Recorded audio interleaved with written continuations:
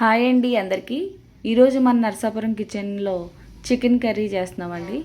ఇది చాలా ఈజీగా ఎవరైనా వంట రాని వాళ్ళు కూడా చాలా ఈజీగా చేసుకునేలాగా తక్కువ ఇంగ్రీడియంట్స్ వేసి చేస్తున్నాం అనమాట అండి. ఎప్పుడు మన ఇంట్లో ప్రిపేర్ చేసుకునే చికెన్లా ఉంటుంది అనమాట అండి.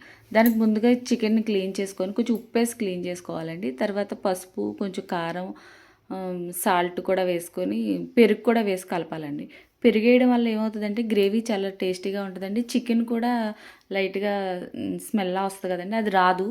గ్రేవీ మాత్రం చాలా రుచిగా అనిపిస్తుంది అనమాట. దానికోసం పెరుగు కూడా వేసుకొని బాగా కలుపుకొని పక్కకు పెట్టుకొని ఒక 5 నిమిషాలు పక్కకు ఉంచుకుంటేనండి ముక్కలకి పట్టి అన్నీ బాగుంటాయి.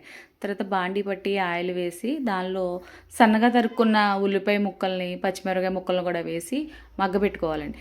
ఇవి మగ్గేటప్పుడు మనం కొంచెం పసుపును, సాల్ట్ కూడా వేసామనుకోండి తొందరగా మగ్గుతాయి, మాడకుండా ఉంటాయండి. అలాగని మాడవు కూడాను, బాగుంటుంది. దానిలోనే మనం అన్నీ కలిపి పెట్టుకున్న చికెన్ ఉంది కదండి, ఆ చికెన్ని దానిలో వేసి మూత పెట్టి మగ్గబెట్టుకోవాలండి. ఆయిల్లో ఇప్పుడు చికెన్ ఎంత మగ్గితే అంత టేస్టీగా ఉంటుందండి కర్రీ. మగ్గకుండానే వాటర్ వేసామంటే బాగోదు, కర్రీ టేస్ట్ మారిపోతుంది. అది ఎక్కువసేపు మగ్గితేనే బాగుంటుంది. తర్వాత మగ్గిపోయిన తర్వాత ఆయిల్ కనిపిస్తున్న టైంలో అప్పుడు వాటర్ పోసుకోవాలండి.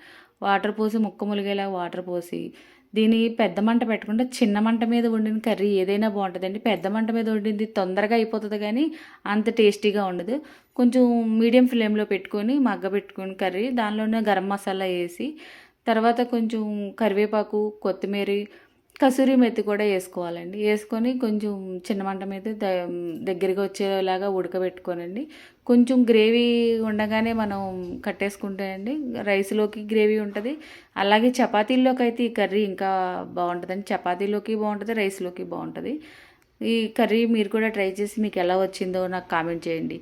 ఈ ఛానల్ నచ్చినట్టయితే లైక్ చేయండి, షేర్ చేయండి, సబ్స్క్రైబ్ చేయండి. Thank you for watching my channel. Bye అండి అందరికీ, బాయ్.